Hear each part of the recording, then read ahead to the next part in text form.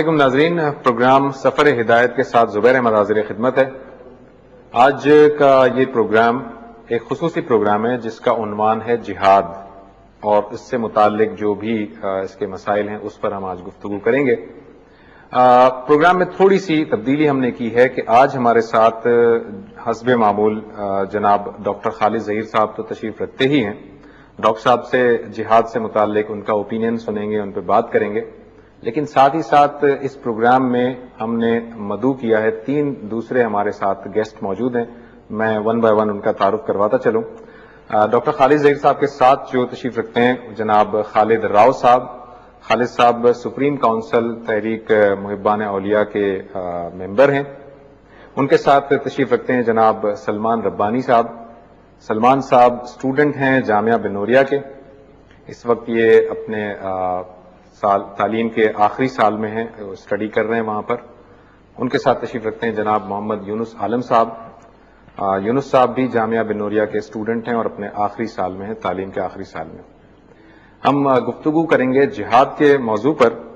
میں اپنی گفتگو کا آغاز کرتا ہوں، ڈاکٹر صاحب سے ابتدا کرتے ہیں۔ ڈاکٹر صاحب، پہلے میں چاہوں گا کہ بہت ہی بریفلی آپ ذرا یہ بتا دیجئے کہ ہم جہاد کس کو کہیں گے، اور اسپیشلی آج جس جہاد پہ ہم بات کر رہے ہیں وہ انفیکٹ جہاد جو قتال ہے، جہاد بالسیف یا قتال، اس پر ہم بات کریں گے۔ تو آپ پہلے ذرا جہاد کو ڈیفائن کر دیجئے اور پھر قتال کو تھوڑا سا بریفلی ایکسپلین کر دیجئے۔ یعنی یہ بات تو بالکل واضح ہے قرآن مجید سے کہ جہاد ہم جس کو کہتے ہیں وہ اسٹرگل، محنت، کوشش اللہ کی راہ میں کرنے کا نام ہے، اور قرآن سے یہ بھی معلوم ہوتا ہے کہ یہ اللہ کے پیغام کو پہنچانا اور دوسروں تک اس کی تبلیغ کرنے کے عمل میں بھی جو کوشش ہے اس کے لیے بھی استعمال ہوا ہے۔ قرآن مجید نے فرمایا کہ وجاہدہم بہ جہادا کبیرا، تم جہاد کرو ان سے، یعنی ان غیر مسلموں سے کہ جو انکار کر رہے ہیں اس قرآن مجید کے ذریعے سے۔ لیکن جیسا کہ آپ نے فرمایا کہ جہاد اب ایک اصطلاح کے طور پر بالخصوص جہاد بالسیف کے مفہوم میں زیادہ استعمال ہوتا ہے، اور اس سے مراد یہ ہے کہ اللہ کے راستے میں اللہ کے دین کے دشمنوں سے لڑائی کرنا۔ اس مفہوم میں اب جہاد کا اطلاق ان معاملات پر ہوتا ہے۔ میں اختصار کے ساتھ اپنی انڈرسٹینڈنگ بتا دیتا ہوں۔ ایک تو بالکل آبویس بات ہے کہ اگر کچھ لوگ مسلمانوں کی کسی بستی پر، کسی ملک پر حملہ آور ہوں گے اور مسلمانوں کا کوئی حکمران ہے، تو مسلمان اس حکمران کی زیر کمان جہاد کریں گے۔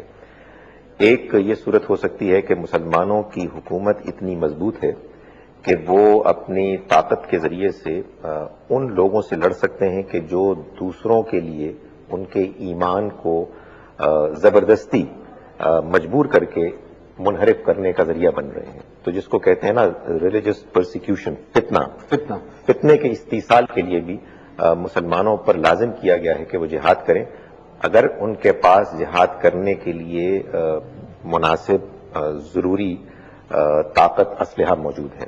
ایک تیسری شکل جہاد کی جو قرآن مجید سے معلوم ہوتی ہے وہ یہ ہے کہ مسلمانوں کے 2 گروہوں کے درمیان اختلاف ہو گیا ہے، اور اختلاف کے بعد ان کو ایک معاہدے میں باندھ دیا گیا، اور پھر اس کے بعد ایک فریق نے معاہدے کی خلاف ورزی کی، تو اللہ تعالیٰ یہ فرماتے ہیں مسلمانوں کو سب کو خطاب کر کے کہ فقاتل التی تفیہ، فقاتل التی وہ جس نے کہ حکم کی خلاف ورزی کی ہے اس کے خلاف تم قتال کرو، جہاد کرو، جنہوں نے کہ اللہ کے امر، اللہ کے حکم کے خلاف اس معاملے میں انحراف کیا۔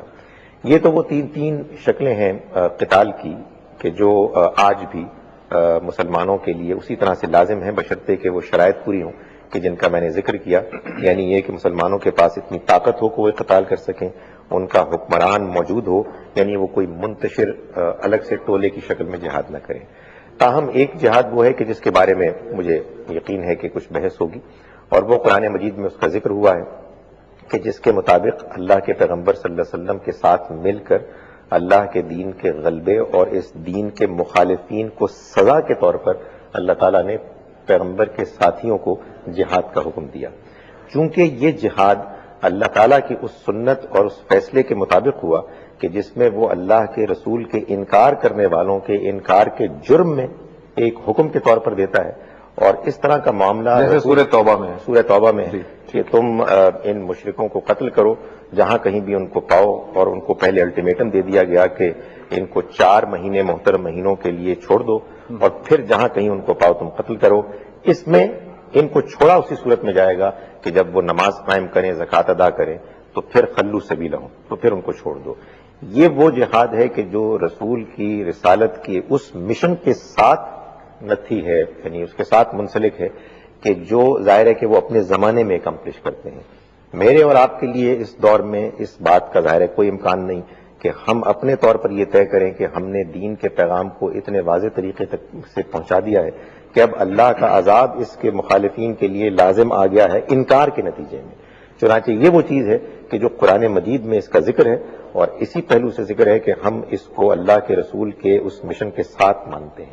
باقی 3 جو قسمیں ہیں وہ ظاہر کہ ڈاکٹر صاحب جو 3 آپ نے قسمیں بتائیں وہ فتنہ کی، ایک تو ایک 2 گروہ جب لڑ جائیں وہ ہے، اور پہلی آپ نے کیا بتایا؟ پہلی تو وہ نیچرل جہاد ہے کہ جو جب کبھی بھی کوئی حملہ آور ہوگا مسلمانوں کی بستی پر، ٹھیک ہے. تو وہ جہاد. میں راؤ صاحب سے کی طرف آتا ہوں. راؤ صاحب انہوں نے جو ہے وہ 3 تو کیٹیگری بتا دی، حملہ آور آتا ہے، فتنہ برپا ہوتا ہے، یا 2 گروہ آپس میں، یہ تو ایک 3 الگ ہیں. چوتھی جو انہوں نے بات بتائی کہ مخالفین کو سزا کے طور پر یا دین کی سربلندی کے لیے یا اس کو پھیلانے کے لیے، وہ جو کیٹیگری ہے اس میں ڈاکٹر صاحب نے کہا کہ اس پہ امید ہے کہ شاید اس پہ کچھ بحث آگے بڑھے گی. آپ کا اوپینین کیا ہے کہ یہ جو انہوں نے کیٹیگریز بتائیں، آپ اس میں کچھ ایڈیشن کرنا چاہیں گے یا آپ بھی اس سے متفق ہیں ان کیٹیگریز سے؟ نہیں، میں اس میں تھوڑا سا اس کو سلسلے کو آگے بڑھاؤں گا. انہوں نے بالکل صحیح کہا کہ جہاد کا جو مطلب ہے جدوجہد ہے، اسٹرگل ہے، اور جہاں جہاد کی بہت ساری اقسام ہے، جہاد بالسیف ہے، جہاد بالقلم ہے، جہاد باللسان ہے، یعنی دونوں پہ حکم عقل کا لگے گا. یعنی دفاع آپ پر، یعنی اگر ہم کسی جانور کو دیکھتے ہیں، اگر کسی کوے کے بچے کو ہم چھیڑ دیں تو وہاں سے وہ جینا دوبر کر دیتے ہیں، حالانکہ ان کو پتہ ہے وہ کچھ نہیں کر سکتے. اسی طریقے سے حضرت سلیمان کا وہ واقعہ چوٹیوں والا کہ سلمان کا لشکر آ رہا ہے، بلوں میں گھس جاؤ، ایسا نہ ہو کہ وہ میں روندے رونے خبر بھی نہ ہو. تو جو جہاد دفاعی ہے، یعنی یہاں تک تو ڈاکٹر صاحب بالکل صحیح کہہ رہے ہیں کہ جہاد ابتدائی کا تعلق تو ایک لیڈر سے ہے. اس میں تھوڑا سا اختلاف یہ ہے کہ یہ مخصوص کر رہے ہیں رسول اکرم صلی اللہ علیہ وسلم کے دور سے. ہم تھوڑا اس سے آگے بھی چلیں گے کہ پوری امت میں کوئی امام ہو. میرا خیال ہے جو جہاد دفاعی ہے اس پر تو ڈاکٹر صاحب کا اوپینین اور آپ کا اوپینین بالکل ایک جیسا ہی ہے. وہ بھی یہ کہہ رہے ہیں کہ اگر کوئی حملہ ہوتا ہے آپ کے اوپر تو آپ ظاہر جہاد کریں گے. آپ بھی یہی کہہ رہے ہیں. اس پہ تو نہیں ہے کوئی.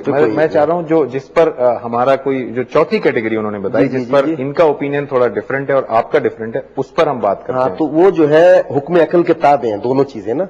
تو اگر اس کو خاص یعنی رسول کے دور سے جیسا کہ ڈاکٹر صاحب نے کہا مان لیا جائے تو پھر خلفائے راشدین کے دور میں جو جنگیں ہوئی ہیں، نہیں ہم چلے گئے ادھر شام تک، عراق، ایران تک، اس کے بارے ہم پھر کیا رائے دیں گے، یعنی کیا کہیں گے ان جنگوں کو. خلفائے راشدین کا دور چھوڑ دے، یعنی ٹھیک ہے ایک لیڈر ہونا چاہیے. جہاد ابتدائی میں ایک لیڈر کی ضرورت ہے جو حکم دے گا، اور یہ نہیں ہے کہ صرف اس کا اطلاق رسول خدا کے زمانے سے خاص ہے. جہاد کے لیے جو آئے تھے آپ راؤ صاحب یہ کہنا چاہ رہے ہیں کہ اگر جیسے خلفائے راشدین کی آپ نے اگزامپل دی تو یعنی دین کی سربلندی کے لیے انہوں نے دوسرے ممالک میں جا کر بھی جنگیں لڑیں، جہاد کیا. تو آپ کا اوپینین یہ ہے کہ آج بھی ہم دوسرے لوگوں پر، دوسری قوموں پر اپنے اسلام کو پیش کریں اور اگر وہ ایسے ایکسپٹ نہ کریں تو ان کے خلاف جہاد کیا جائے گا. نہیں کہہ رہے ہیں اگر یعنی دیکھیں، ایک تو ہمارے ہاں حضرت علی کا بڑا عجیب جملہ ہے کہ ایک وقت آئے گا کہ لوگ دین کو پوستین بنا دیں گے. پوستین وہ لباس ہوتا ہے جو الٹا پہن لے تو بچوں کے ڈرانے کے کام آتا ہے. یہاں پورا سسٹم الٹا ہوا ہے. ہمارا ملک اسلامی ہے لیکن کیا آپ کہہ سکتے ہیں کہ یہاں حکومت بھی اسلامی ہے؟ ڈاکٹر صاحب میں اسی پہ ذرا آپ کو روکتا ہوں، ایک چھوٹے سے بریک کے بعد واپس آتے ہیں. ناظرین ایک بریک کے بعد واپس آتے ہیں، گفتگو کو راؤ صاحب سے ہی کنٹینیو کریں گے بریک کے بعد. ویلکم بیک ناظرین. راؤ صاحب کی طرف چلتے ہیں. راؤ صاحب میرا جو اسپیسیفک کوشچن ہے اگر آپ اس کو دیکھیں، میں جو پوچھنا چاہ رہا ہوں وہ یہ کہ جیسے عام طور پر یہ بات ہے، ہم نے بھی پڑھی ہے، کتابوں میں ملتی ہے کہ آج بھی دوسری قوموں کی طرف جو ہے وہ 3 آپشنز ہیں کہ بھائی ان کو اسلام کی دعوت دی جائے. اگر وہ اسلام قبول کر لیں تو ٹھیک ہے، اگر وہ اسلام قبول نہیں کرتے تو وہ ذمہ بن کر رہیں گے، ہماری رعایا بن کر رہیں گے، اور اگر یہ بھی آپشن نہیں ہے تو پھر ان کے خلاف جہاد کیا جائے گا. ٹھیک ہے. حکومت ابھی ہے یا نہیں ہے اس پر بعد میں بات کروں گا، ابھی صرف اتنا میں پوچھ رہا ہوں کہ کیا آج بھی جیسے صحابہ کرام کی خلفائے راشدین کی آپ نے اگزامپل دی, آج بھی اسی چیز کو آپ کا اوپینین یہ کہ وہ ویلڈ ہے؟ یعنی جہاد ابتدائی کے حوالے سے تو ظاہر ہے وہی یعنی چیز ویلڈ رہے گی, اور جہاد دفاعی میں جو ہے پوزیشن دوسری. دفاعی پہ تو ہماری کوئی جہاد ابتدائی ڈس میں ایگریمنٹ ہے ہی نہیں. یعنی یہ ایک حکم عقل ہے نا کہ ایک لیڈر ہونا چاہیے. ٹھیک ہے, اگر لیڈر نہیں ہوگا ہم کیا کریں گے؟ اچھا, یعنی اس کا مطلب ہے کہ مثال کے طور پر ہم اپنے ظاہر ہے کہ آج کل کے حالات کے لحاظ سے ہم بات کر رہے ہیں, تو فرض کر لیں کہ اس وقت ہمارا یہ پڑوس کے اندر ہم چائنا کی اگزامپل لیتے ہیں, اسے ہم پیش کریں گے دین کی دعوت, اگر وہ اسے ایکسپٹ نہ کرے تو ہم چائنا کے خلاف جہاد کریں گے. یہ آپ کا اوپینین ہے؟ نہیں, یہ میرا اوپینین نہیں. جو 3 آپشن آپ نے بتائے ہیں اس کے لیے ایک سالڈ لیڈر ہوگا, ایک لیڈر ہوگا, ایک سالڈ لیڈر ہوگا. ٹھیک ہے. اس کی لیڈرشپ کے بغیر کوئی دوسرے یعنی گروہ یہ کام نہیں کر سکتا. اگر ایک لیڈر سالڈ لیڈر ہوگا تو پھر ہم یہ 3 آپشن کریں گے, یہ 3 آپشن پریکٹس کریں گے. جی ڈاکٹر صاحب, اب بات ذرا کلیئر ہوئی کہ ایک سالڈ لیڈر ہونا چاہیے. راؤ صاحب کا یہ خیال ہے کہ اگر وہ لیڈر نہیں ہے تب تو یہ پریکٹس ہوگا ہی نہیں, لیکن اگر وہ لیڈر ہے تو پھر یہی 3 آپشنز پریکٹس ہوں گے, آج بھی ہوں گے. اس کا مطلب یہ ہے کہ یہ بات کلیئر ہو گئی کہ خالد راؤ صاحب کی رائے یہ ہے کہ پاکستان اگر ایک اچھا مسلمان ملک بن جائے اور ہمیں ایک اچھا مسلمان لیڈر مل جائے اور ہم ملیٹریلی ایک اسٹرانگ ایک ملک بن جائیں, تو پھر یہ ہماری دینی ذمہ داری ہے کہ ہم چائنا, رشیا اور سب کو پہلے آپشنز 3 دیں, اور اس کے بعد اگر وہ نہ مانے تو ہم پھر جہاد کریں. میں اسی لیے گزارش کرتا ہوں کہ اس انڈرسٹینڈنگ کو سمجھنے کے لیے اس پروسیس کو ذرا سمجھ لیں کہ کس طرح سے ہمارے ان بھائیوں نے اس بات کو سمجھا, اور میں جو بات کہہ رہا ہوں وہ کس پروسیس سے گزر کے کہہ رہا ہوں. دیکھیں, بات یہ ہے کہ پہلا کام مسلمان کا یہ ہوتا ہے کہ قرآن مجید کو صحیح طرح سے سمجھے کہ قرآن کیا کہہ رہا ہے. قرآن مجید میں ایک بات بار بار بیان کی گئی ہے کہ جو ہر قاری اس سے آشنا ہے, کہ اللہ تعالیٰ نے اپنے نبیوں میں ایک جماعت ایسی رکھی کہ جن کو رسول کہا, جو جب بھی آئے انہوں نے اپنے پہلے دن سے پیغام کے یہ اعلان کیا کہ اگر قوم نے مان لیا تو وہ سرخرو ہوں گے دنیا میں بھی اور آخرت میں. تو اس کے نتیجے میں ان کو دنیا میں بھی اور آخرت میں بھی اللہ تعالیٰ کی طرف سے سزا اور رسوائی ملے گی. محمد صلی اللہ علیہ وسلم بھی نوح, ہود, صالح, لوط, شعیب, موسیٰ, عیسیٰ علیہ السلام کی طرح اللہ کے رسول تھے. چنانچہ یہ لازم تھا کہ آپ کی قوم کو بھی اللہ کی طرف سے وہ سزا ملے. قرآن نے سورہ قمر میں یہ کہا ان پیغمبروں کا ذکر کرنے کے بعد کہ اکفارکم خیر من اولئکم, کیا تمہارے کفار ان سے بہتر ہیں جو پچھلے ہو گزرے ہیں. چنانچہ اللہ تعالیٰ نے ایک خاص مدت گزرنے کے بعد جب اتمام حجت ہو گیا تو اللہ کے رسول صلی اللہ علیہ وسلم کے ساتھیوں کو یہ حکم دیا کہ تم اللہ کے اس فیصلے کو, یعنی قوم کے اوپر عذاب کے نازل ہونے کے فیصلے کو نافذ کر دو. چنانچہ تم جہاں کہیں ان مشرکوں کو پاؤ تم ان کو قتل کرو. اور یہ میں گزارش کروں کہ ان کے پاس چوائس کوئی نہیں تھی, اس لیے کہ آگے چل کے یہ فرما دیا گیا کہ اگر ان کو اس سزا سے بچنا ہے تو پھر ان تابو و اقاموا الصلاۃ و آتوا الزکاۃ فخلوا سبیلہم, کہ یہ اگر توبہ کریں, نماز ادا کریں, زکات دیں, یعنی اسلام قبول کر لیں, تب ان کا راستہ چھوڑو. میں یہ پوچھتا ہوں کہ کیا یہ آج بھی ہم ایسا ہی کریں گے؟ اس کے 2 ہی جواب ہو سکتے ہیں, کریں گے یا نہیں کریں گے. اس لیے کہ اگر ہم کریں گے تو قرآن مجید کی پوری بات مانیں گے. اب رہی یہ بات کہ صحابہ کرام نے کیا کیا. صحابہ کرام کی بات ظاہر ہے کہ اللہ کے رسول کے ساتھ متعلق ہے. وہ اتمام حجت, وہ پیغام, پیغمبر کا پیغام پہنچ گیا. اس کے بعد گرد و پیش کی جو بستیاں اور ریاستیں ہیں ان تک بھی پہنچ گیا. نبی صلی اللہ علیہ وسلم نے ان تمام ریاستوں میں اللہ تعالیٰ کے حکم سے خطوط بھیج دیے, اور آپ کے اس دنیا سے رخصت ہو جانے کے بعد صحابہ کرام نے اسی کو کنٹینیوڈ رکھا. یعنی صحابہ کرام کا اقدام حضور کے اقدام کی ایک کنٹینیویشن تھی. چنانچہ ظاہر ہے کہ آپ نے اپنے رسالت کا کام مکمل کیا, اور بعد میں آپ کے ساتھیوں نے کہ جو آپ ہی کے مشن کے شریک تھے انہوں نے اس کو اسی انداز میں آگے بڑھایا. لیکن کیا آج ہم مسلمان یہ کر سکتے ہیں؟ میں یہ گزارش کر رہا ہوں کہ قرآن مجید کے اس بیان سے کوئی جیسے سامنے آتا ہے معلوم یہ ہوتا ہے کہ یہ اس عمل کا لازمی نتیجہ تھا جس میں کہ اتمام حجت ہوا, جس میں کہ رسول نے اپنے مشن کو کمپلیش کیا, اور اللہ تعالیٰ نے تاریخ بیان کر کے بتا دیا کہ اللہ کے رسول کے پیغام پیش کرنے کے بعد ان کے مخالفین اور دشمنوں کے لیے یہ سزا لازم. سر ڈاکٹر صاحب, یہ راؤ صاحب نے ایک بات کہی تھی, آپ نے کہا کہ یہ اس طرح سے پاسبل نہیں لگ رہا, لیکن اگر واقعی وہ فرد صالح ہمیں میسر آ جائے تب کیا یہ 3 آپشنز پریکٹس کریں گے ہم؟ اگر وہ آپ تھوڑا سا اسیوم کر لیں کہ وہ فرد صالح جو ہے وہ مل گیا ہے قوم کو, پھر یہ پریکٹس ہوگا. میں یہی تو گزارش کر رہا ہوں کہ یہ چیز صحابہ کرام کے ساتھ خاص تھی. اس لیے کہ آپ صحابہ نے یہ عمل انہی ریاستوں کے ساتھ کیا کہ جن کے پاس اللہ کے رسول صلی اللہ علیہ وسلم کا پیغام پہنچ گیا تھا، جن کو آپ نے خطوط لکھے تھے، وہ وہاں گئے اور انہوں نے ان کو یہ آپشنز پیش کی. میں اور آپ تو پہلے ہی اس بات کو ثابت کریں گے کہ وہ اتمام حجت جو رسول اللہ صلی اللہ علیہ وسلم نے کیا وہ دوبارہ ہو گیا. ظاہر ہے کہ اس بات آپ یعنی یہ کہنا چاہ رہے ہیں کہ حضرت عمر رضی اللہ تعالیٰ عنہ کے دور میں یا خلفۂ راشدین کے دور میں جنرلی وہ جہاں جہاں تک بھی فتوحات کا سلسلہ ہوا وہاں تک نبی صلی اللہ علیہ وسلم کے خطوط یا ان کا پیغام پہنچا تھا، تب انہوں نے یہ جنگیں لڑی، اس سے آگے وہ نہیں بڑھے، اس سے آگے نہیں بڑھے. آپ جی کوئی کوشچن کرنا چاہ رہے ہیں؟ حضور علیہ الصلوۃ والسلام کے زمانے میں یا خلفائے راشدین کے زمانے میں جتنی بھی فتوحات ہوئی ہیں، تقریباً میرے خیال سے جتنے بھی فتوحات ہوئی ہے اس میں جہاد اقدامی تھا، اقدامی جہاد ہوا ہے، ابتدائی جہاد ہوا ہے.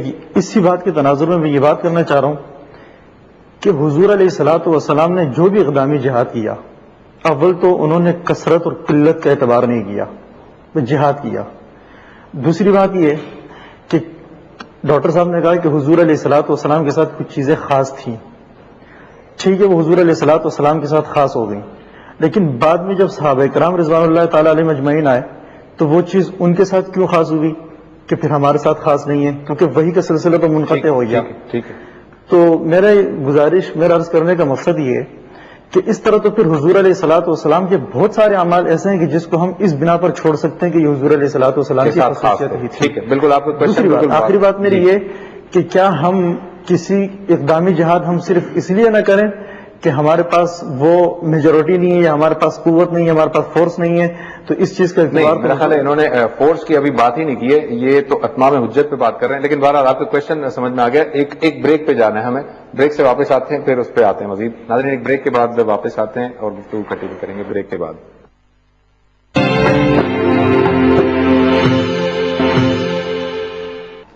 ویلکم بیک ناظرین. بریک پہ جانے سے پہلے یونس عالم صاحب نے ایک کوشچن پٹ اپ کیا تھا. جی سلمان صاحب آپ کا بھی کوئی کوشچن ہے اس متعلق؟ ہاں ڈاکٹر صاحب سے سوال ہے میرا. ابھی جیسے انہوں نے جو بات کہی کہ جہاد کی جو صورتیں بتائیں ڈاکٹر صاحب نے جو آپ صلی اللہ علیہ وسلم کے ساتھ خاص ہیں، تو آپ صلی اللہ علیہ وسلم کی روایت میں ایک الفاظ ہمیں اکثر جگہ ملتے ہیں جہاد میں کہ الجہاد ماضٍ الی یوم القیامہ، تو جہاد قیامت تک جاری رہے گا. یعنی کہ کہیں بعض جگہ بعض روایت میں یہ بھی آیا ہے کہ یعنی میری آخری امت جو ہے وہ دجال کے ساتھ جہاد کرے گی، یعنی میرے بعد ہمیشہ جہاد ہوتا رہے گا قیامت تک. تو اس کا کیا مطلب ہے؟ تو آج کے زمانے میں اس کی کیا صورت ہے کہ جہاد ہو رہا ہے؟ ایک تو یہ کہ جو پہلا کوشچن تھا یونس صاحب کا وہ یہ کہ اگر ان کے ساتھ خاص تھا تو پھر صحابہ کے ساتھ کیوں وہ خاص ہو گیا، اور اگر صحابہ کے ساتھ ہو گیا تو پھر آج ہمارے لیے کیوں نہیں ہے وہ. اور دوسرا یہ کہ جہاد تو جاری رہے گا قیامت تک. دیکھیں، پہلے میں دوبارہ گزارش کروں گا کہ یہ بات واضح ہو جائے کہ قرآن مجید نے جو جہاد کا ذکر کیا ہے وہ پوری بات کیا ہے. وہ پوری بات یہ ہے کہ تم ان کو 4 مہینے کی مہلت دو، اس کے بعد اگر تم ان کو پاؤ تو قتل کرو جہاں بھی ان مشرکین کو پاؤ. پھر آگے یہ فرمایا ہے کہ ان کو اگر امان مل سکتی ہے تو اسی صورت میں مل سکتی ہے کہ وہ توبہ کریں، نماز قائم کریں، زکوٰۃ ادا کریں. یہ کریں گے تو فخلو سبیلہم. آگے چل کے اللہ تعالیٰ یہ فرما رہا ہے کہ اللہ تعالیٰ اے مسلمانوں تمہاری تلوار کے ذریعے سے ان کو رسوا کر رہا ہے، ان کو عذاب دے رہا ہے. یعذبہم اللہ بایدیکم. سوال یہ پیدا ہوتا ہے کہ ہم یہ کہہ رہے ہیں کہ یہی معاملہ ہر ایک کے ساتھ ہوگا. ظاہر ہے کہ ہم جب اللہ کے رسول کی پیروی کریں گے تو پھر ہم جہاں کہیں بھی مشرکوں کو پائیں گے قتل کریں گے، اور ہم ان سے تقاضا کریں گے کہ وہ یا تو اسلام لے آئیں یا پھر موت کو قبول کر لیں. اگر ہم اس بات کو مانتے ہیں تو ظاہر ہے ہمیں کھل کے بیان کرنا چاہیے، اور اگر ہم اس بات کو نہیں مانتے تو پھر کیا ہم یہ کہہ رہے ہیں کہ ہم ایک درمیان کی کوئی صورت اختیار کریں گے کہ جس میں ہم لوگوں کو اختیار دیں گے کہ وہ ایمان تو نہ لائیں لیکن یہ کہ ہم ان کے علاقے پر قابض ہوں گے؟ تو پہلے تو یہ بات اسٹیبلش ہونی چاہیے کہ کیا ہم قرآن کی بات کو صحیح طور پر سمجھ کے تو ہم اس کا اطلاق اپنے اوپر بھی کر رہے ہیں. تو میں یہ گزارش کرتا ہوں کہ صحابہ کرام کے بارے میں نے یہ بات کی تھی کہ وہ تو نبی صلی اللہ علیہ وسلم کے ساتھ آپ کے مشن میں شریک تھے. آپ نے اپنے اس مشن کے اس حصے کو کہ جو آپ کی زندگی سے متعلق تھا مکمل کر لیا، اور اس کے بعد آپ اس دنیا سے رخصت ہو گئے. رخصت ہونے سے پہلے آپ نے اپنے گرد و نواح کے جو بھی اس علاقے کے گرد و پیش میں حکمران تھے ان کو خطوط لکھ دیے. ان خطوط کے لکھنے کے بعد صحابہ اکرام نے پھر ہر اس قوم، ہر اس سلطنت کے پاس جا کے ان کے سامنے وہ آپشنز پیش کی جس میں کہ ان کے لیے قتل لازماً ایک شرط نہیں تھی، بلکہ معلوم یہ ہوتا ہے کہ جیسے کہ اہل کتاب کے لیے ایک آپشن رکھی گئی تھی، اس طرح کی آپشن ان کے معاملے میں رکھ دی گئی۔ میں جو گزارش کر رہا ہوں وہ یہ ہے کہ یہ معاملہ ہوا اس اتمام حجت کے بعد کہ جو رسول اللہ صلی اللہ علیہ وسلم نے خود کر کے دکھایا قرآن مجید کے نزول کے نتیجے میں۔ آپ یہ فرما رہے ہیں کہ اگر آپ کی یہ بات مان لی جائے تو اس کے نتیجے میں تو بہت سی وہ چیزیں کہ جو حضور کے ساتھ خاص ہیں تو پھر ہم ان کو اب اس کا اطلاق نہیں کر سکتے، تو میرا جواب یہ کہ بالکل ایسے ہی ہے۔ ظاہر ہے کہ ہمیں یہ طے کرنا پڑے گا کہ مثال کے طور پر کوئی حکم جو آیا ہے وہ خاص آپ ہی کے لیے آیا ہے یا تمام انسانوں کے لیے آیا ہے۔ اگر فرض کیجئے کہ اللہ تعالیٰ نبی صلی اللہ علیہ وسلم کو یہ فرماتے ہیں کہ آپ ان کی قبر پر ہاتھ نہیں اٹھائیں گے اس لیے کہ یہ منافق ہیں، اور آپ 70 مرتبہ بھی دعا کریں گے تو ہم اس دعا کو قبول نہیں کریں گے مغفرت کی، تو یہ میں اور آپ کسی شخص کے بارے میں کیسے کہہ سکتے ہیں؟ اس لیے کہ کسی شخص کی منافقت یہ وہ چیز ہے کہ جس کے لیے وحی الہی ہمیں بتائے گی تو ہمیں معلوم ہوگا۔ یہی معاملہ ہم مثال کے طور پر تہجد کی نماز کے بارے میں جانتے ہیں کہ حضور کے لیے اس کو خاص کر دیا گیا تھا۔ تعدد ازواج کے بارے میں ہم جانتے ہیں کہ حضور کے لیے خاص کر دیا گیا تھا۔ بعض معاملات میں بات بالکل واضح ہے، بعض معاملات میں ہم گفتگو کریں گے، دلائل کا تبادلہ ہوگا۔ اگر کوئی شخص دلائل سے ثابت کر دے گا کہ نہیں یہ بات عام ہے تو اس کو ہم مان لیا جائے گا، لیکن یہ بات کہ چونکہ حضور نے ایک معاملہ کیا اس لیے وہ تمام امت کے لیے کرنا لازم ہے، تو قرآن سے ثابت ہے کہ ایسا نہیں ہے۔ بعض معاملات آپ کے لیے خاص ہیں، بعض عام ہیں۔ راؤ صاحب کی طرف آتا ہوں۔ راؤ صاحب یہ جو ابھی بات کی ڈاکٹر صاحب نے، جو میں ان کی گفتگو سے سمجھا ہوں وہ یہ کہ خلفائے راشدین نے بھی جہاں تک جنگیں کی وہاں تک نبی صلی اللہ علیہ وسلم کا پیغام ان کی زندگی میں ہی پہنچ چکا تھا، اور وہ اتمام حجت والی کنڈیشن تھی۔ اور جو سورہ توبہ کا جو ریفرنس آ رہا ہے بار بار وہ یہ کہ جہاں بھی انہیں پاؤ قتل کرو، وہ بھی اتمام حجت کے بعد ہے۔ تو اگر ہم ایگزیکٹلی اسی کو پریکٹس آج کر دیں تو پھر تو ہمیں بھی جہاں مشرکین کو ہم پائیں گے انہیں قتل کر دیں گے ہم۔ تو یہ ہے کہ آج اگر ہم اپنے اسلام کی دعوت دیتے ہیں اور کوئی اسے قبول نہیں کرتا تو یہ کیسے ثابت ہوگا کہ اتمام حجت ہو گیا ہے؟ یعنی ہم نے واضح طریقے سے بات پہنچا بھی دی ہے یا نہیں پہنچائی ہے؟ اس لحاظ سے یہ ڈاکٹر صاحب کا اوپینین ہے کہ یہ اس زمانے میں خاص تھا۔ آپ اس پہ اب کچھ بتائیے۔ دیکھیں زبیر صاحب، حکم عقل جو ہے وہ یہ کہتی ہے، جیسا کہ ابھی ڈاکٹر صاحب بیان کر رہے تھے، بے شک کچھ چیزیں ہیں جو رسول سے خاص ہیں، جیسے کہ نماز شب کی انہوں نے بات کی، لیکن ایسا نہیں ہے کہ ہم نماز شب نہیں پڑھ سکتے، حالانکہ وہ خاص ہے ان کے لیے، لیکن ہم بھی پڑھ سکتے ہیں۔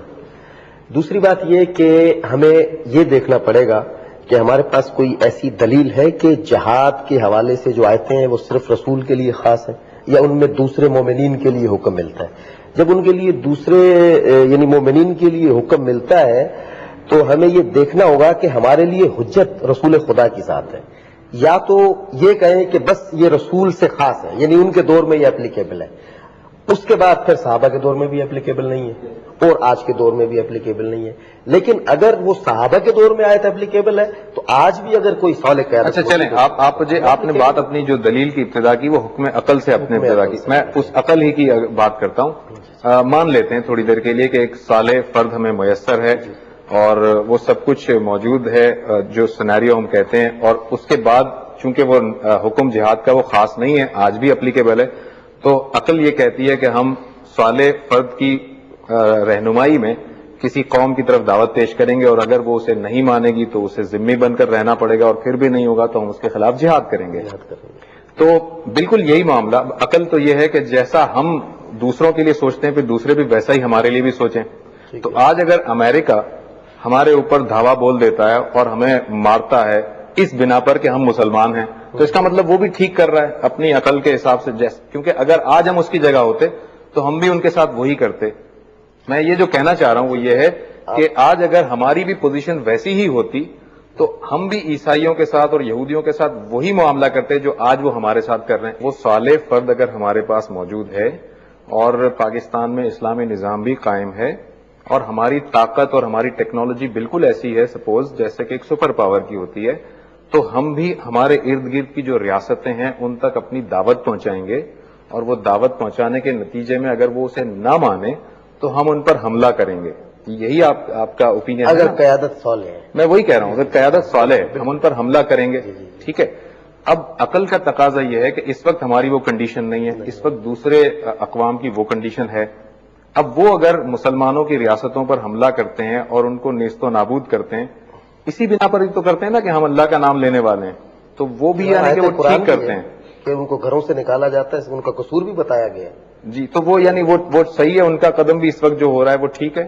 تو وہ ان کے لوگ پوچھیں گے ان کا پوائنٹ آف ویو کیا ہے، ہم تو اپنا بیان نہیں، کر میں رہے تو ہیں سر. بائی لیٹرل بات کر رہا ہوں نا. عقل کا تقاضا یہ ہے کہ میں اپنے لیے ظاہر ایک چیز جو صحیح سمجھتا ہوں، ظاہر ہے آپ بھی وہی چیز اپنے لیے پسند کریں گے. جی. بہرحال میں بریک پہ جاتا ہوں، بریک کے بعد واپس آتے ہیں، گفتگو کنٹینیو کریں گے.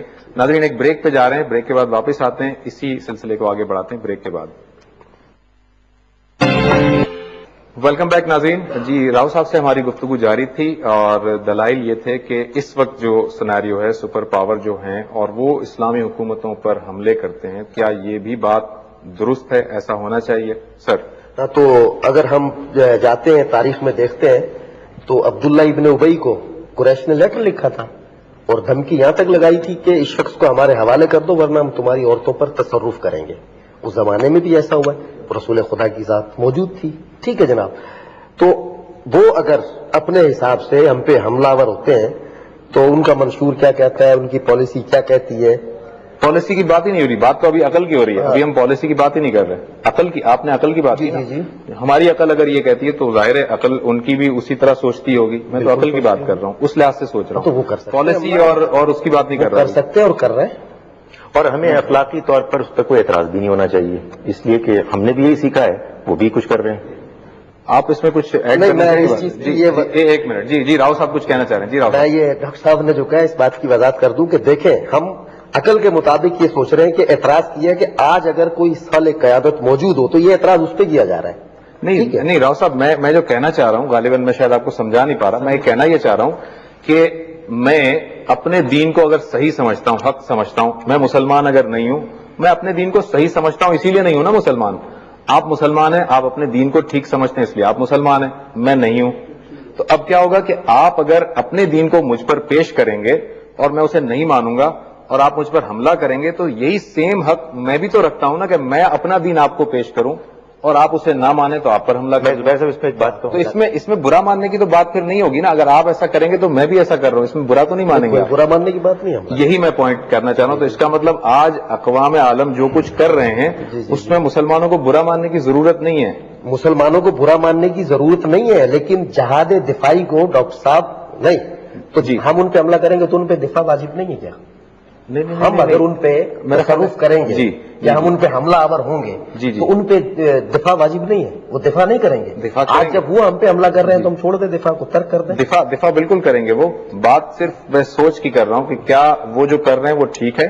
وہ اپنے حساب سے گفتگو کو اور آگے چلتے ہیں. جی سلمان آپ صاحب. جو بات کر رہے ہیں نا وہ عقل کی جو بات کر رہے ہیں، پہلی بات تو یہ کہ شریعت میں عقل کا تو تعلق ہی نہیں. نہیں، میں نے عقل کی بات شروع نہیں کی، عقل کا دلیل انہوں نے دی تو میں نے بہت ساری باتیں ایسی ہیں جو اگر ہم عقل سے سوچی جائے تو وہ الگ ہے. تو اس کا مطلب آپ اس کو ایگری نہیں کرتے کہ عقل سے ہو. ہاں، دوسری بات یہ ہے کہ مسلمان اگر لڑتا ہے تو وہ خدا کی زمین پر خدا کا نظام، اپنے لیے نہیں لڑتا. وہ بالکل خدا کی زمین پر خدا کا نظام. اگر مسلمان پہلے جو شرائطیں پیش کرے گا کہ دعوت دے گا، پھر اس کے بعد دعوت اگر قبول نہیں کرتے تو جزیہ، پھر جزیہ اگر نہیں مانتے تو لڑے گا وہ. تو لڑنے کے بھی ہمارے جہاد میں اصول ہیں پھر کہ عورتوں بچوں اور ان کو سب کو ہٹا کے صرف جو لڑنے والے ان کے ساتھ مقابلہ ہوگا. اس کے مقابلے میں اگر وہ جو لڑ رہا ہے دشمن، وہ یہ چیزیں نہیں دیکھتا، وہ تو آپ کو وہ یہ نہیں دیکھتا. لیکن یہ آپ کی سوچ ہے نا. میں جو سمجھانا چاہ رہا ہوں وہ اس وقت بالکل ہم نیوٹرل بن کر ڈسکشن کر رہے ہیں. ٹھیک ہے، میں سمجھانا جو چاہ رہا ہوں وہ یہ ہے کہ آپ اپنے دین کو حق سمجھتے ہیں اور میں اپنے دین کو حق سمجھتا ہوں. آپ مجھے دین کی دعوت دیتے ہیں، 3 آپشن دیتے ہیں، پھر مجھ پہ حملہ کرتے ہیں. ٹھیک ہے، حملے کے یقیناً آپ کے اصول ہیں، بڑے اچھے اصول ہوں گے. میں بھی اپنا دین آپ پہ پیش کرتا ہوں، پھر میں بھی حملہ کر دیتا ہوں. کفار دین کے لیے نہیں لڑتا کبھی. میں کبھی لڑائی میں نہیں. امریکہ میں ان کی تاریخ کی ابتدا میں بعض ریاستوں نے جب جمہوریت کا تجربہ کیا، اس کے بعد انہوں نے یہ طے کیا کہ اب یہ ہمارے نزدیک حق ہے اور ہم دوسری اقوام پر اس کو باقاعدہ اپنی طاقت سے مسلط کریں گے، اس لیے کہ ہمارا ضمیر اس بات کی گواہی دیتا ہے کہ یہی صحیح نظام ہے. وہ اسی جذبے کے تحت کرتے ہیں. یعنی ان کے ہاں بعض اوقات تو پس پردہ اور بعض اوقات کھلے عام اس بات کا اظہار ہوتا ہے کہ وہ اقوام کے جو ان کے نظریہ جمہوریت کے مطابق اپنے نظام کو نہیں چلا رہے، وہ بیچارے مجبور مظلوم ہیں. وہ جاہل ہیں، ان کو اس جہالت سے نکالنا ہے. سو یہ وہاں بھی سوچ ہے. میں ایک گزارش کروں کہ قرآن مجید کے ذریعے سے ہم اپنے دین کو سمجھیں گے یا ہم وہ واقعات کے جو ہمارے سامنے مختلف پہلوؤں سے آ رہے ہیں ان کی روشنی میں قرآن مجید کی آیات کو ایڈجسٹ کریں گے. قرآن اس بات پر واضح ہے. دیکھیں جنگ جب ہوتی ہے بندہ مرتا ہے، قتل ہوتا ہے. قرآن یہ کہتا ہے کہ جس کسی نے کسی جان کو قتل کیا بغیر اس کے کہ اس نے کسی کو قتل کیا ہو یا اس نے زمین میں فساد مچایا ہو تو اس نے گویا کہ پوری انسانیت کو قتل کیا. تو جب ہم یہ کہتے ہیں کہ ہم کسی دوسری قوم پر حملہ آور ہو جائیں گے اور ان سے جنگ کریں گے اور ان کو قتل کریں گے بغیر کسی ان دو شرائط کے علاوہ کسی تیسری شرط پہ، تو پھر اس کا جواز پیش کرنا چاہیے کہ کیا جواز ہے. میں نے جو جواز رسول اللہ صلی اللہ علیہ وسلم کے جہاد کا اور صحابہ کرام کا پیش کیا وہ یہ تھا کہ وہ ایک آسمانی فیصلہ تھا کہ جو اللہ کی طرف سے عذاب کی صورت میں آیا. وہ ایک الگ معاملہ ہے. وہ فیصلہ اس وقت ہوتا ہے کہ جب اللہ تعالیٰ براہ راست بات بیان کرتے ہیں. اور یہ بھی جو خالد راؤ صاحب نے بات بیان کی نا کہ ہم بھی تہجد کی نماز پڑھتے ہیں، تعدد ازواج کی مثال لے لیں، وہ ہم نہیں کر سکتے اس لیے کہ رسول کی حیثیت بڑی خاص حیثیت ہوتی ہے. اس کے بارے میں اگر یہ بات واضح ہو جائے کہ اللہ تعالیٰ نے ان کو کچھ خاص احکامات دیے ہیں، اس میں اختلاف ہو سکتا ہے، تو پھر وہ احکامات ان کے ساتھ خاص ہوں. یونس صاحب آپ کچھ کہنا چاہ رہے ہیں؟ میں یہ کہنا چاہ رہا ہوں کہ کہا یہ جا رہا ہے کہ اگر حکمران صالح موجود ہو اور وہ کسی کے اوپر چڑھائی کرنا چاہے پہلے دعوت دے کے، اگر وہ دعوت کو قبول نہیں کرتا پھر اس کے اوپر چڑھائی کر دینی چاہیے. اسی کے ذیل میں ایک جہاد کی نئی صورت بھی ہے کہ مسلمان اپنے ہی حاکم کے خلاف بغاوت کر ڈالے. وہ ہم دوسری بحث پہ نکل جائیں گے میرا خیال ہے. وہ رکیں ایک یہ چیز ہے. لیکن اگر ہمارا حکمران کسی کے اوپر چڑھائی کرنے کے لیے حکم نہیں دیتا اور وہ خود قوم کے اوپر مسلط ہے اور ان طاقتوں کا ساتھ دیتا ہے کہ جو طاقتیں ہم پر چڑھنے کی کوششیں کر رہی ہیں ہمارے ملک پر تسلط کرنے کے لیے اور وہ قدم بڑھا رہی ہیں اور ان کے لیے راستہ ہمارے حکمران صاحب کر رہے ہوں، تو پھر کیا عوام کو اس بات کی اجازت نہیں ہے؟ چھوڑے ہم یہ نہیں کہہ رہے کہ اپنے حاکم کے خلاف بغاوت کریں نہ کریں، یا ہمیں اس بات کی اجازت نہیں ہے وہ لوگ جو اگرچہ ہماری گورنمنٹ کی پرمیشن سے ہماری سرحدوں کو عبور کر کے اندر آ چکے ہیں، ہم پر بمباریاں کر کے جاتے ہیں، ہم کو مار کے جاتے ہیں، اور یہ بات فیکٹ ہے کہ وہ وداؤٹ پرمیشن اندر آ رہے ہیں. ٹھیک ہے، میں آپ کا کوشچن سمجھ گیا ہوں. ڈاکٹر صاحب آپ اس پہ جی میں گزارش کروں. یہ ایک پیچیدہ مسئلہ ہے. اس کی وجہ یہ ہے کہ ایک جانب تو ہم جانتے ہیں اور تمام ہمارے علماء اس سے متفق ہیں کہ بالعموم جہاد ایک امیر کے تحت ہوگا، حکمران کے تحت ہوگا. اب صورتحال یہ ہے کہ اگر امیر بگڑا ہوا ہے تو کیا اس کے خلاف بغاوت ہو سکتی ہے؟ اور ظاہر آپ نے جو بات بیان فرمائی ہے وہ اسی کی ایک شکل ہے. اس بارے میں کوئی متفق علیہ کوئی انڈرسٹینڈنگ نہیں ہے.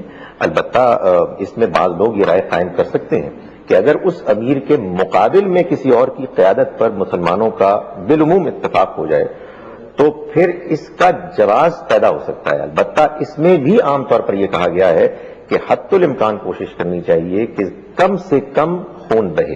لیکن بہرحال یہ ایک ایسی چیز ہے کہ اس میں اتفاق نہیں ہے، یہ ایک پیچیدہ صورتحال ہے. اصل جو بات ہے جس پہ کہ اتفاق ہے سب کا وہ یہ ہے کہ جب جہاد ہوگا کی کمان کے تحت تمام مسلمان متفق ہو کے لڑیں گے. اس میں کوئی اختلاف نہیں ہے بشرطے کہ جہاد کی ضرورت پیش آ جائے. بشرطے کہ جہاد کی ضرورت پیش آ جائے. میں جی لیکن وہ والی بات پھر رہ گئی پیچھے، وہ الجہاد مازن الی یوم القیامہ جو ڈاکٹر صاحب نے ابھی پھر دوبارہ بات کی کہ وہ سب آپ صلی اللہ علیہ وسلم کے ساتھ خاص کر دی. تو پھر آج کے یہ حدیث کا پھر کیا مطلب؟ میں اس کا حدیث کا مطلب یہ بتاؤں گا کہ وہ جہاد کے جو ہمیں قرآن سے معلوم ہوتا ہے کہ جو میں نے ابھی گزارش کی کہ جو اپنی تین کیٹیگریز بتائی وہ تو لازم رہے گا. یعنی مثال کے طور پر ہمارا ملک ایک اچھا مسلمان ملک بن جاتا ہے اور ہمارے ملک کے اندر یا باہر ہم کو یہ معلوم ہو کہ کسی مسلمان یا کسی کے دین کو لوگ زبردستی اس سے محروم کر رہے ہیں اور اس کو فتنے میں مبتلا کر رہے ہیں، پرسیکیوٹ کر رہے ہیں، تو لازم ہو جائے گا جہاد کرنا. وہ آج بھی ہے. لیکن یہ بات طے کرنی پڑے گی نا کہ حدیث میں جو جہاد بیان ہوا ہے اس جہاد سے مراد وہ جہاد بھی ہے کہ جو میں یہ چاہ رہا ہوں کہ بات سمجھاؤں کہ رسول اللہ صلی اللہ علیہ وسلم اور آپ کے ساتھیوں کے ساتھ خاص تھا، یا صرف وہ جہاد مراد ہے کہ جو اب رہتی دنیا تک مسلمانوں پر لازم ہے اگر اس کی شرائط پوری ہو جائے. جی سر. سب سے پہلے تو میں ان کی بات کا مختصر سا جواب دوں گا. جیسا کہ انہوں نے کہا کہ شریعت میں عقل کا کوئی عمل دخل نہیں ہے، مجھے چونکا میں کہ جب ان سے یہ کہا جاتا ہے کہ جو احکام اللہ نے تمہاری طرف نازل کیا جس پہ ہم نے باپ دادا کو پایا، کیا یہ عقل نہیں رکھتے؟ اگر یعنی یہ ان کے پاس کیا عقل نہیں ہے. ان کی مثال ایسے ہے جیسے وہ چرواہا جو جانوروں کو پکارتا ہے، اس کی پکار اور اس کے علاوہ کچھ نہیں سنتے. یہ اندھے ہیں، یہ بہرے ہیں، یہ گونگے ہیں. دوسرا اعراف کی جو آیت ہے کہ ہم نے جنوں انسانوں کو خلق کیا اور ان کی کثیر تعداد کو جہنم میں پھینک دیں گے، کیونکہ ان کی آنکھیں یہ دیکھتے نہیں ہیں، ان کے کان ہیں یہ سنتے نہیں، اور ان کی عقل ہے یہ سوچتے نہیں ہیں.